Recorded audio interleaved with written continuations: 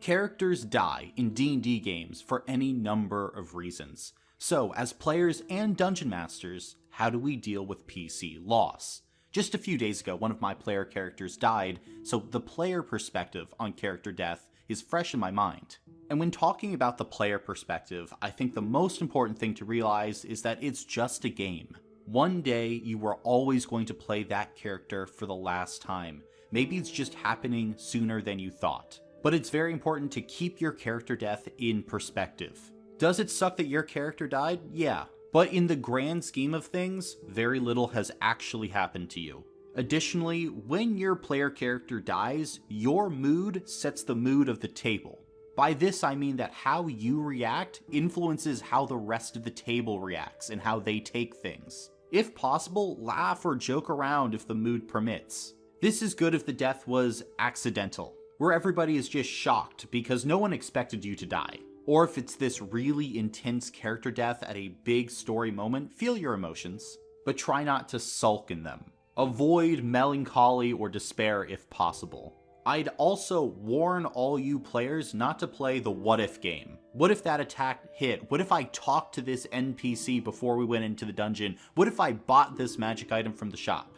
Hindsight is 2020, and it doesn't help to think about missed tactics or failed rolls that could have potentially changed the outcome, because that's just what it is, potentially changing an outcome. But that outcome can't change anymore. So 9 out of 10 times, it's just gonna make you and the table feel worse, and I do not recommend that. Now, after a character dies, you might be having certain strong emotions towards your dungeon master. Maybe you're angry and you want to yell at them, or act super passive-aggressively for the rest of the session. However, I'm here to say that no matter what the situation is, don't go off on your DM, because you've got two different types of DMs in this situation. The first is one who honestly fucked up and feels terrible. They didn't want your character to die, and you're just piling on when they are already feeling down. Or you could have the second type of DM who doesn't care that your character died because they're either a walking red flag as a DM or because you always deserve to die.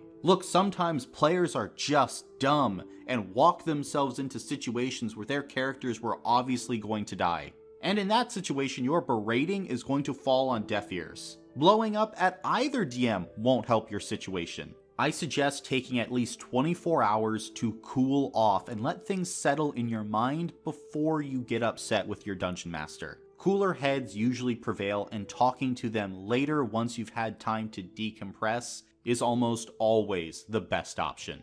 Waiting is also good because you can think about if you want to stay with the group. Character death is sometimes an easy opportunity to bow out of a group that you're not really gelling with. The death of your character can be this easy off-ramp. So after a character dies, you need to ask the question, do I want to stay with the group? If you're in a great group with a bunch of your friends, the answer is almost immediately going to be yes, but character death offers you a chance to take stock of your situation and see how you want to proceed going forward. Now, if you're choosing to stay with the group, you can see this as an opportunity. Now you can build a character specifically meant to align with what the group needs in combat and in a role-playing sense. You kind of have an advantage because you know how this particular group operates and what they need. Additionally, your DM can integrate you into the current arc more easily. In many situations, your second character can be even more fun than your first character. Remember that when a door closes, a window opens.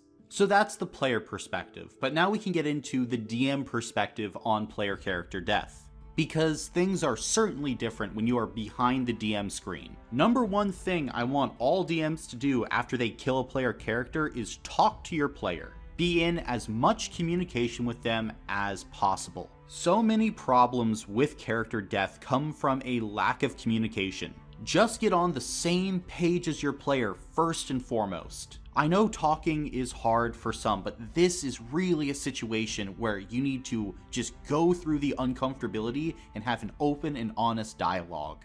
The killing of a player character can cause that player to lose interest in your campaign, or even worse, lose trust in you. So for the love of God, DMs, communicate with your players. Second point, consider giving them an opportunity to revive their character. Look, TTRPGs are a game. If they put a lot of time and energy into a character, offering them a path to revive their character is more than acceptable. Now, if a death was caused due to party arrogance, or the character has already died, or it was a huge turning point in a campaign, then you have something to consider. Character death sometimes is a necessary teaching tool. It sounds harsh, but it is true. However, if you're within the first 10 to 20 sessions of a campaign, offer a revive. The few times I've had a PC die and come back, it's usually done via a devil's bargain. The revive comes at a cost to the player, the party, or, my favorite, the world in general. Third point, work hard at reintegration into the campaign. Ideally, you shouldn't just show up to the next session and haphazardly introduce the new PC.